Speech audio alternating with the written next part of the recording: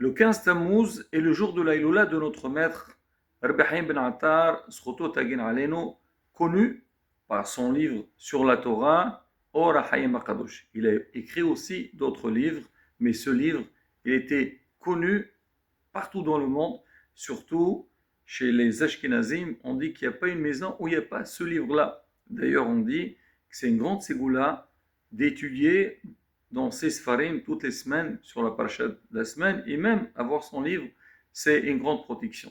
Il a écrit d'autres livres aussi sur l'Alacha, il est connu comme un grand Merkoubal.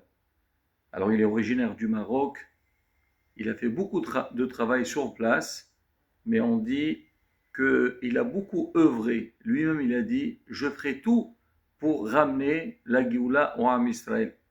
D'où ça vient d'où il a eu cette idée-là? On raconte quand il était petit. Un jour, lui, il a habité chez son grand-père.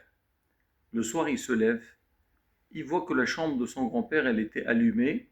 Il essaie de voir ce qu'il faisait son grand-père. Il a vu qu'il était par terre. Et il priait avec beaucoup de concentration et beaucoup de ferveur.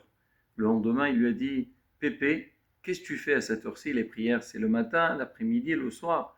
Il lui a dit, je pleure la destruction du temple, ce qu'on appelle en fait le Tikkun Hatzot, et je demande à Hachem qui nous envoie le Mashiach et reconstruit le Beth HaMikdash très très prochainement. Ça l'a tellement affecté, il a dit, je ferai tout pour ramener donc la Géoula. Mais Loïsta Amilta, il n'a pas réussi à le faire. On dit que le Baal Shem Tov aussi, il voulait arriver en Israël pour qu'avec Rabbi Haïm ben Attar, ils ramenaient ensemble la Géoula. On ne l'a pas mérité, il faut toujours prier pour l'avoir. Surtout maintenant, on est juste avant 17 Tammuz, c'est le jour du début, donc du malheur de la destruction du temple, que l'ennemi a brisé les murailles de Yerushalayim, et justement, il faut se préparer à ça. Rabotaï, c'est vrai que malheureusement, on entre un petit peu dans la routine, on fait ce qu'il faut faire, mais on oublie la grosse perte.